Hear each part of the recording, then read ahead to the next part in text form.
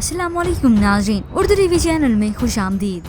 Viewers, drama serial खुदा और मोहब्बत की नेक्स्ट एपिसोड की न्यू प्रोमो नशर कर दी गई है, जिसमें आप देखेंगे एक तरफ तो माही के वालिद ने अपनी बेटी से सिकंदर के मुतालिक बात कर ली, जिसके लिए उनकी राय पहले जैसी थी वैसी ही थी।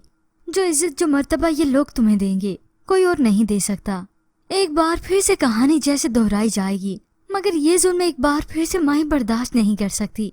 भाभी के कहने पर वो खुद से भी सवाल करने पर मजबूर हुई। उन्होंने तो अब की बार माही को बहुत समझाया, मत दो अब ये सजा खुद को, हथियार डाल दो अपने दिल की आवाज के आगे।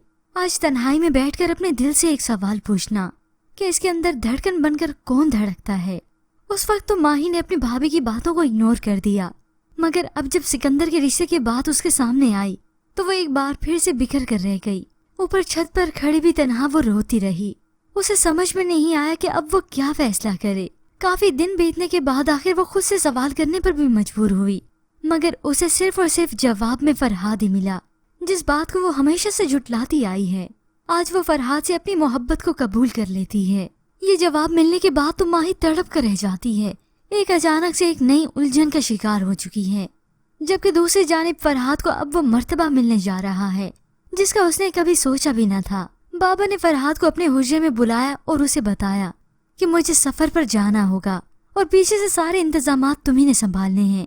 जिसके बाद बाबा ने उसे अपना लिबास पेश किया, साथ साथ अपना मकाम और अपना मर्तबा और अपनी हैसियत भी, क्योंकि बाबा फरहाद को अच्छे से जानता और समझता भी है।